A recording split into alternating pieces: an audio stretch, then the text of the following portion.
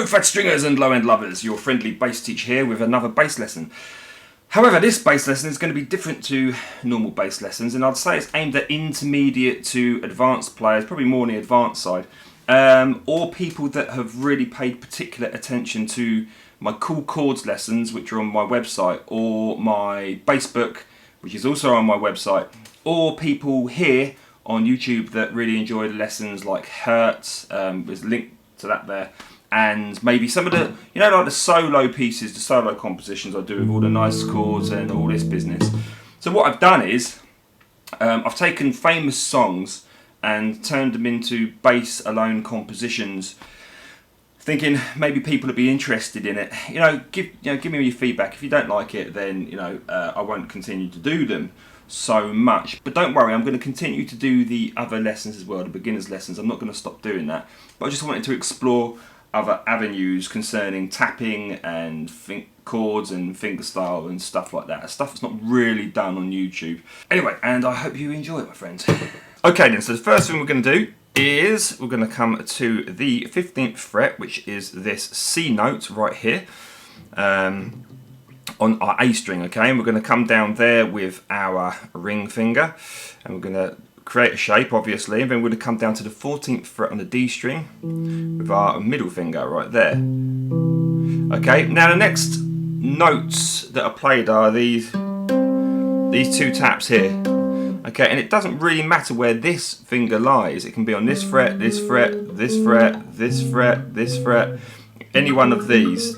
As long as these are here, it doesn't really matter where that goes because it's going to be tapped. So you're going to play the A, the D, okay, and then you're going to tap down on the 17th fret on the D and the G strings, like thus, yeah, but you need to hold it down somewhere on that G string. So, for example,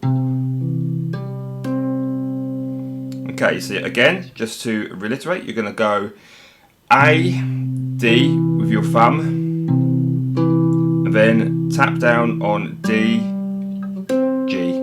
Okay, and that's the first part we have. Like thusly. Yeah, got it? Good. So, just to show you again, if I move that finger there, it doesn't matter. Because we're going to be doing some tapping there. Good.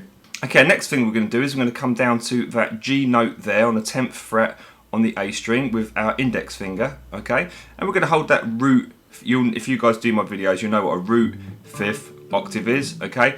So 10th fret there on the D string, 12th fret, okay? And on the G string lastly at 12th fret. So we have this. So we're playing. Okay, but again, we're not going to play that G string with our thumb. Okay, and then we're going to tap 17 on the G, and we're going to slide to the 19th, like thus, okay? So, just again.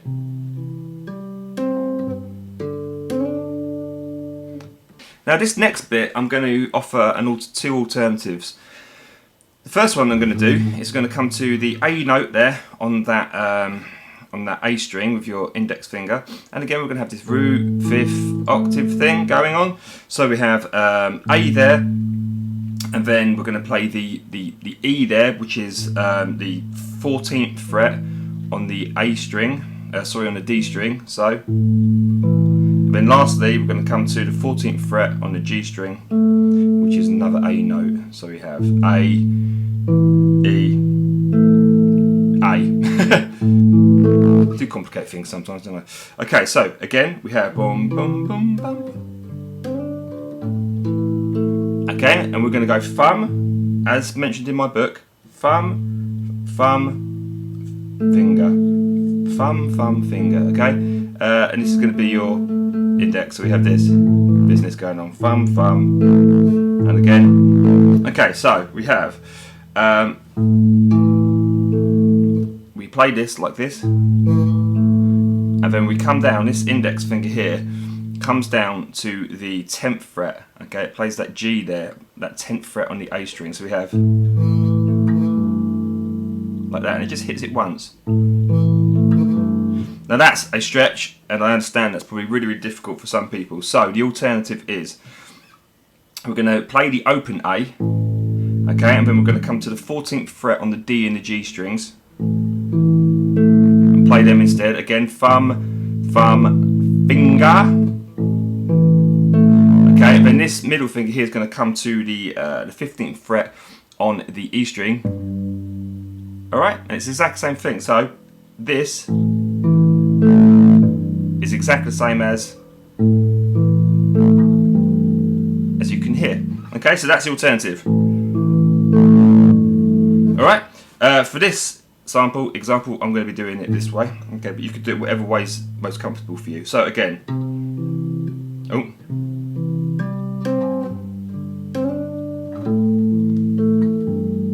Yeah?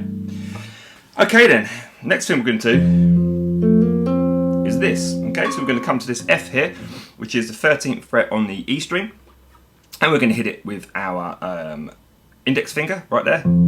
Okay, and then we're going to come to the octave of that, which is the 15th fret on the D string with our ring finger. So we have, okay, and lastly we're going to plant down on the 14th fret of the G string with our middle finger. So we have this chord here, nice chord.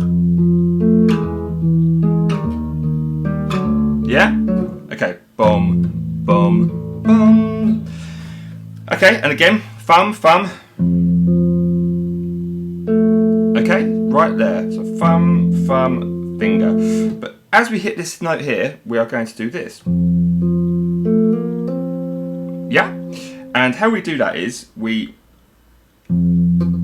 as we hit that G string there with our finger, yeah, your little finger will come down on the 15th fret, okay, and hammer on, and then we're going to, with our middle finger on the right hand, we're going to come to the 17th fret, and we're going to tap it down. So we have, without that finger there, it is, you can't really see, probably overcomplicating things. So again, one more time.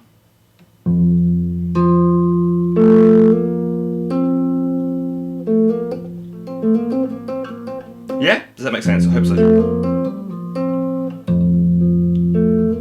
And that's all we do. That's all we do for that. So we have all together.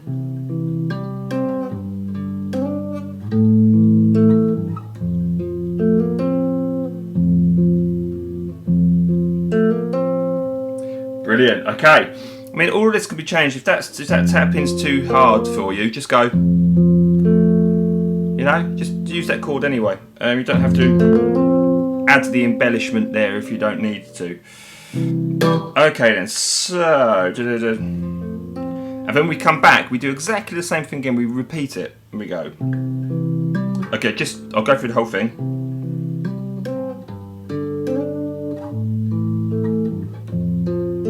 Again.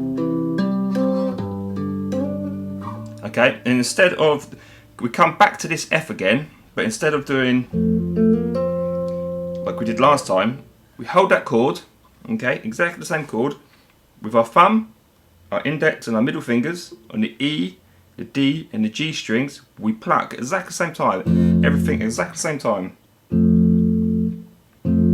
Yeah, E, A, D, G, all at once. We do that once there. Okay, then we come down to the 12th fret and we play the octave of it on the D string. So 12th fret on the E string and the 14th fret on the D string. We play these two strings, okay, by themselves. So we have 3 strings here. We come down to here, 2 strings. Okay, and then we come down to the 10th fret. On the E string with our index finger, play the octave again, which is the 12th fret of the D string, right there. Okay, and we hold them together again with our, we play them together, those E and the D string with our index and our thumb. So we have, it's quite quick. Okay, and lastly we come down to that 8th fret on the E string, right there, and we have this chord again. Okay, the same as one we did have up here on the F. Okay, so just to go through it again, 8th fret, index finger on the E string, and then the 10th fret, D string, okay, right there, and lastly we have the 9th fret on the G string. So we have, again, we play it all together as one once more. So that whole part is, What I like to do is, on that bit, I like to then do a downstroke and then play the bottom to the D and the G strings. So for example,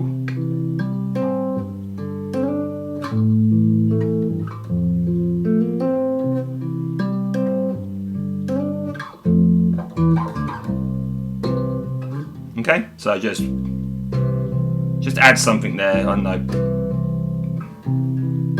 just kind of like helps the rhythmic pattern of things, I'd say. So that is pretty much it of the verse part anyway. As I said, if people like this bass lesson, I'll go on and continue this and do the chorus and the other parts to this particular piece. As I say, it's not for beginners, and I think intermediate players, like conventional intermediate players, will find it difficult as well. But anyway, I hope you got something out of it and you've enjoyed it. Thank you, my friends, and I'll see you in the next lesson.